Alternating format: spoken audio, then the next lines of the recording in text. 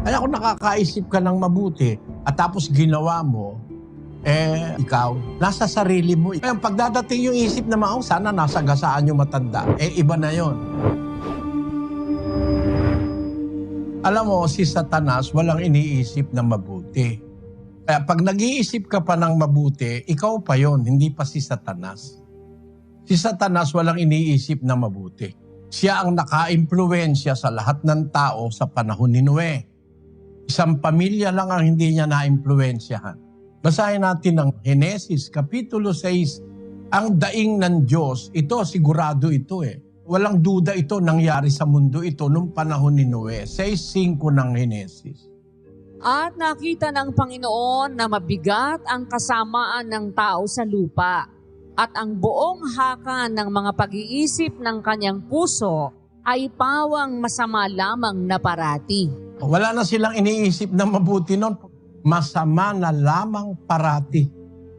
Partially nangyayari sa ating panahon yan Mga bata pa, ang sama ng mag-isip.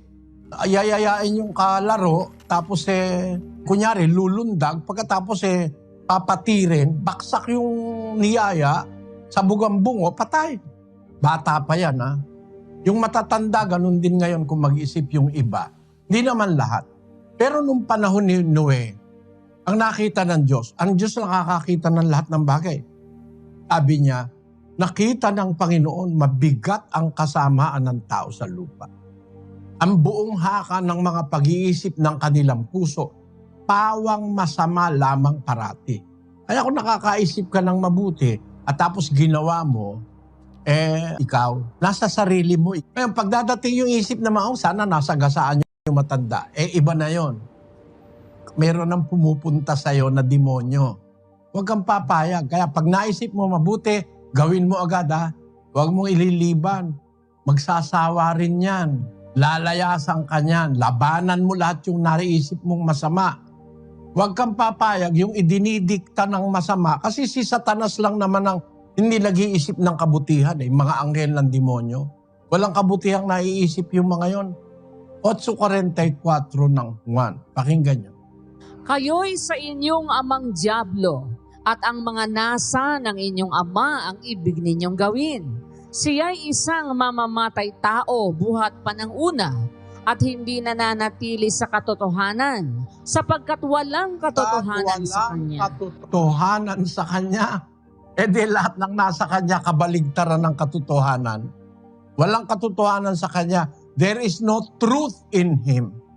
Kaya walang mabuti kay Satanas Puro kawalang hiyaan ang iniisip noon laban sa Diyos at sa kanyang mga lingkod. Kaya kung nakakaisip ka ng mabuti, pasalamat ka sa Diyos, hindi sira ulo mo. Gawin mo lang ng gawin yung mabuti pag nagkaroon ka ng opportunity, tapos pag may papasok na nag-iisip kang masama, lagi mo isipin si Satanas yun.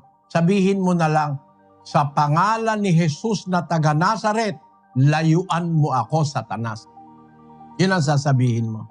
Eksakto, yun ang sabihin mo. Sa pangalan ni Jesus na taga Nazaret, layuan mo ako, Satanas. Lalayas yung mga yan.